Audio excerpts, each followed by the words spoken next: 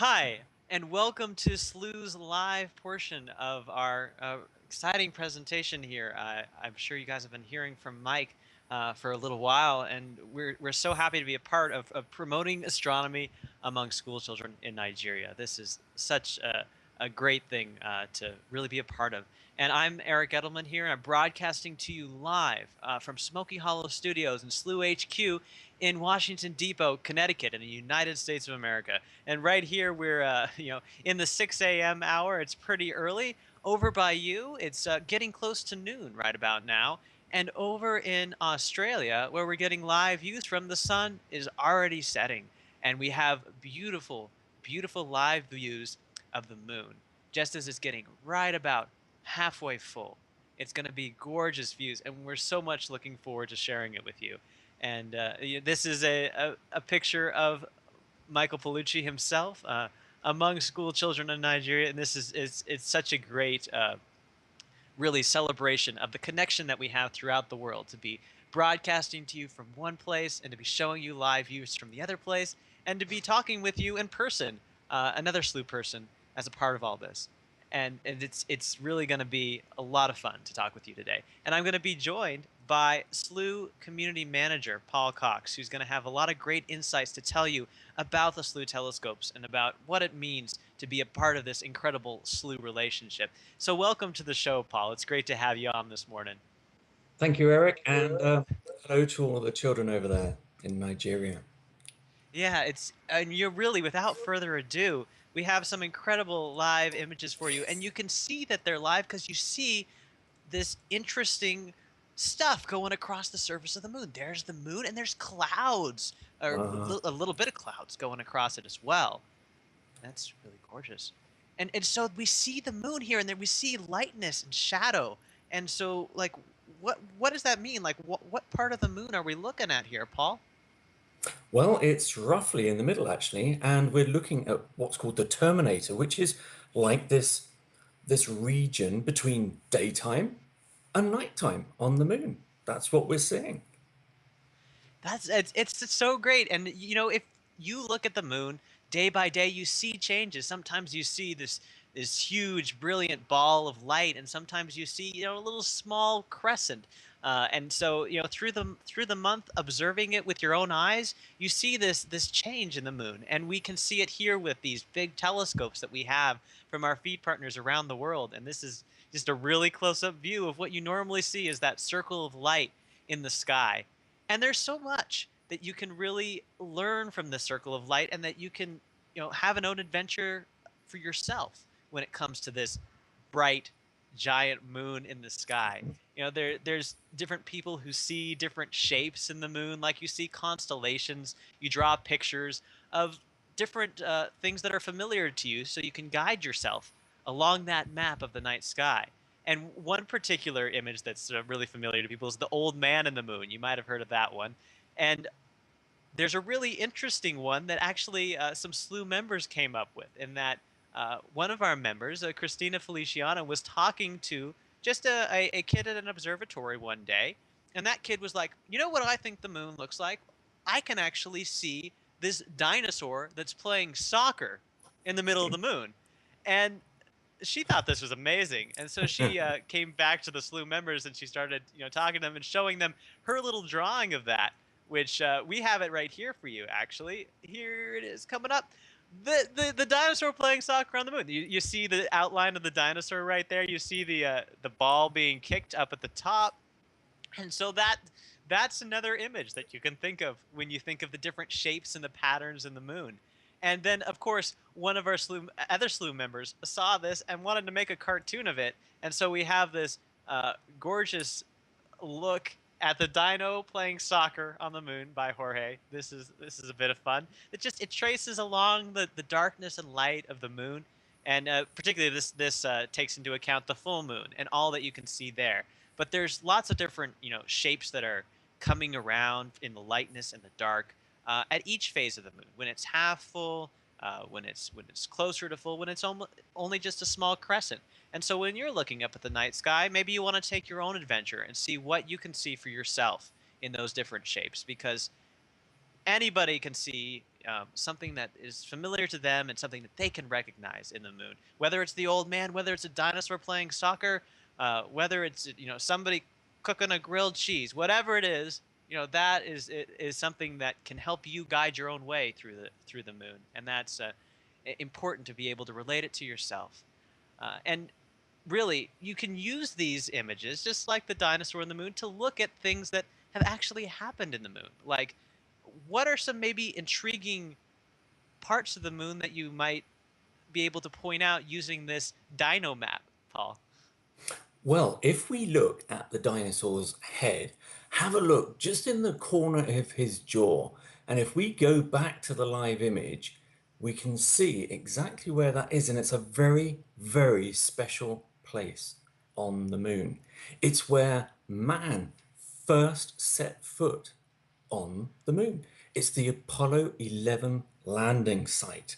And that's where astronauts first put a foot in the dusty moon's surface. And that's just in the corner of the dinosaur's jaw. So if we can go back to the live image, I can show you exactly where that is. It's actually in a place called the Sea of Tranquility. And there are no seas on the moon, surely. There's no water, there's no atmosphere, there's no air like we have on Earth. Those dark areas, that's what people used to think they were, but we still call them seas. But actually, they're lava beds from volcanoes, from when the moon had volcanoes on it. And they're big, big areas that are covered with this smooth lava, and that's what makes them dark. And the particular one that is making up the back of the dinosaur's head there is called the Sea of Tranquility, and that's where Apollo 11 landed. So a very special place that you can look at, because you can see the Sea of Tranquility very easily at the moment. If you just look up just with your own eyes, and the moon is visible at the moment all around the world just shortly after sunset. So after the sun's gone, before you have to go to bed, look out to where the sun went down to the west, and you'll see the moon gradually setting, and you'll be able to see all of these dark and light areas, some of the big craters as well. And you were mentioning that we can see it really well on the live images, and I can take us to the live images, but you might see something a Excellent. little interesting. Oh, and so right now we're just seeing the landing site popping out of the clouds, and so you can see the darkness Wow, is perfect. coming right in. Perfect. Now, if you can get rid of our heads, Eric, we can see that what we're looking at there, the big dark area in the middle, that's the Sea of Tranquility. And there we can see the dinosaur's mouth and his eye, just as the clouds rolled over to hide the dinosaur's head again. So try and come up, when you look at the moon yourself with your own eyes, try and come up with these patterns yourself. Eric's already mentioned that some people can see the man in the moon, other people can see a basketball player. So if you're into basketball and sports, then see if you can spot that one. But this is our favorite because it was thought of by a young lad, probably your same age. He was in junior elementary school, and he saw a dinosaur. And everybody now can see the dinosaur. So maybe you can discover a new shape in the moon. That would be cool. Yeah, and I mean, really, we can't have enough shapes and different ways to look at the moon. So keep using your imagination for this one. And I just think it's so fun that we get to see the moon coming in and out from behind these clouds. It shows us how, active and exciting the universe is, that we have these clouds rushing by as there's the moon in the sky. It brings to mind for me that there's so much activity out there, and there's so much to explore, and there's so many different ways to explore it. And one of the great things that we can talk about today is how you can explore using the SLU telescopes. And here we have a lot of great resources, particularly in the beautiful Canary Islands. Like, here's an image of it coming up right here. Like, there's lots of different stuff that we can talk about here. Like, these are our domes and things like that. Like, what Yeah. sort of things can we do here with these, Paul? Well, Mike has probably told all of the children in Nigeria this morning that inside these domes in the Canary Islands, on top of this enormous volcano, we're above the clouds. Inside those domes are the telescopes that they will be able to control as part of this great project that we're running. So, with every school in the USA who signs up to use the SLU telescopes, they're going to be paired with a school in Nigeria, and you can all view through the telescopes, control the telescopes to view not only our moon, but did you know you can see at least 10 other moons because other planets also have moons. And you can see Jupiter's four largest moons through the SLU telescopes. So when you can control the telescopes, you can point them to Jupiter and you'll see four little spots of light on either side of Jupiter with this great red spot. You can also see Saturn's biggest moons and even the moons of Neptune and Uranus. So it's not just Earth's moon.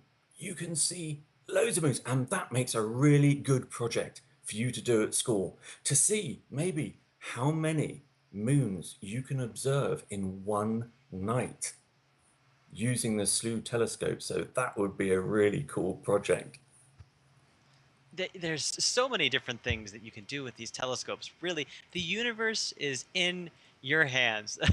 There's so much to be learned, so much to explore, and it's great to be able to do it in a team effort, like what we were talking about today, as you Yeah, discuss what you can see in the moon, and maybe what you can see on these different moons, and having those adventures as a team. I think is so important because you get to hear all these different opinions and you get to learn together. I think that's a really powerful thing. But we've gone on a little bit longer than we said we would, but there's just so much exciting stuff to talk about, and it's so much fun to share it with you live.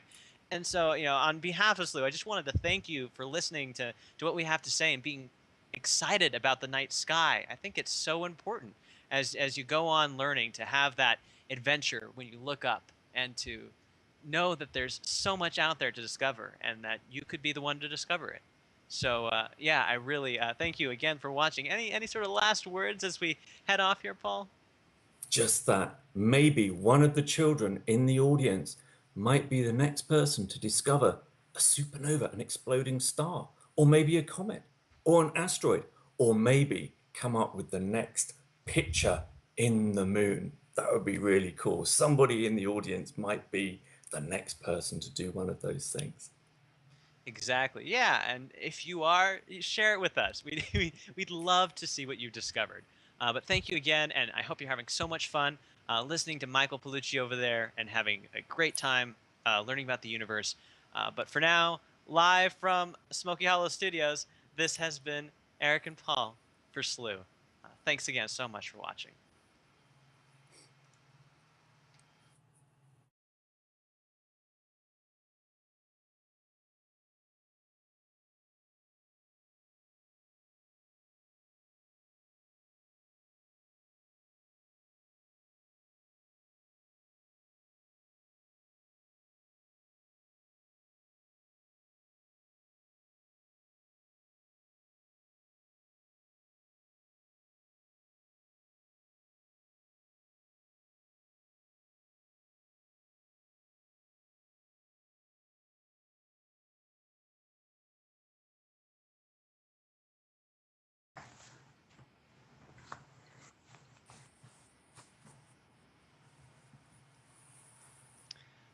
Hi, and welcome to SLU's live portion of our exciting presentation here. I'm sure you guys have been hearing from Mike for a little while, and we're so happy to be a part of promoting astronomy noon right about now.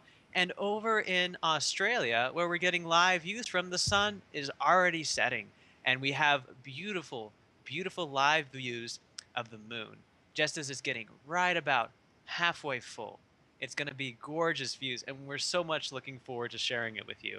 And this is a picture of a lot of fun to talk with you today. And I'm going to be joined by SLU Community Manager Paul Cox, who's going to have a lot of great insights to tell you about the SLU telescopes and about what it means to be a part of this incredible SLU relationship. So, welcome to the show, Paul. It's great to have you on this morning.